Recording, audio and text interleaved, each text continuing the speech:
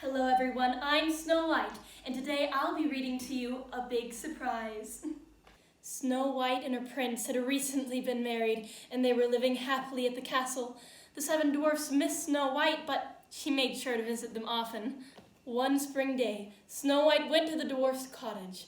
The dwarfs were not expecting her, and then the princess had a very special surprise for them. Snow White knew the dwarfs worked hard.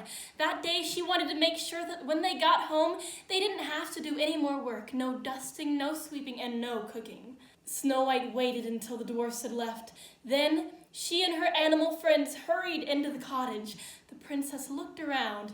By the time the dwarfs get home tonight, our surprise will be ready. So they went to work. Snow White sang a cheerful song as she swept the cottage floor. The birds chirped while they picked up crumbs.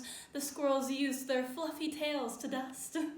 And the chipmunks and deer washed and dried the breakfast dishes. With so many helpers, Snow White had the downstairs gleaming in no time. Next, they went upstairs, and the princess began to make the beds. "Pull the covers up tight," she told the bunnies, "then fold down to the top. There, it's perfect." The bunnies hopped off to start on the other beds. Before long, every inch of the dwarf's cottage was neat and tidy. Snow White and the animals headed outside to gather fresh berries, nuts, and apples to use in the dwarf's supper. "They'll be very hungry after their long day," said the princess. Luckily, the blueberry bushes had lots of ripe fruit, and the basket was filled. "I know what we'll make for dinner," Snow White told the rabbit. Blueberry pie. Next, the princess and her friends strolled into a meadow to find some wildflowers. "Lovely," said Snow White as she sniffed a blossom. "These will be perfect for the table." Back inside the cottage, Snow White and her friends got to work fixing supper. There was soup to be simmered, bread to be made, and pie to be baked. Before she knew it, the late afternoon sun was casting long shadows. "Tweet, tweet, chirp, chirp," a blue bird was singing outside the window. That was the signal to tell Snow White that the dwarfs were almost home. Snow White and the animals hurried outside and hid. She couldn't wait to see what the dwarfs thought of their surprise. She peeked in through a window. When they got inside, the dwarfs stopped and stared. They couldn't believe their eyes. The floors were swept, the room was tidy, and there was a freshly baked pie cooling on the windowsill.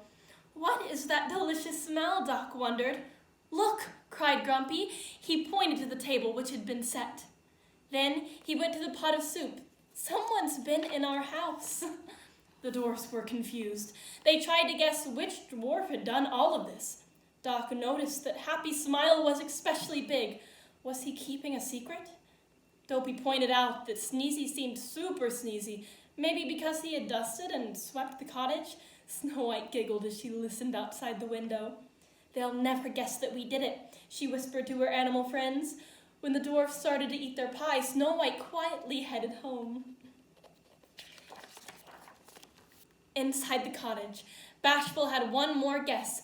Whoever was behind the surprise would have to be one tired dwarf. And who seemed the sleepiest? Why, Sleepy, of course. The truth was, Sleepy wasn't the only one. After a long workday, their tummies were pleasantly full. All 7 dwarfs were ready for bed. When they climbed the stairs, the dwarfs found one last treat: 7 neatly made beds and 7 perfectly fluffed pillows. As they drifted off to sleep, the dwarfs decided to tell their good friend Snow White about this wonderful surprise the very next time they saw her. I had so much fun reading to all of you. If you'd like to make a donation to Plaza, please click the link below.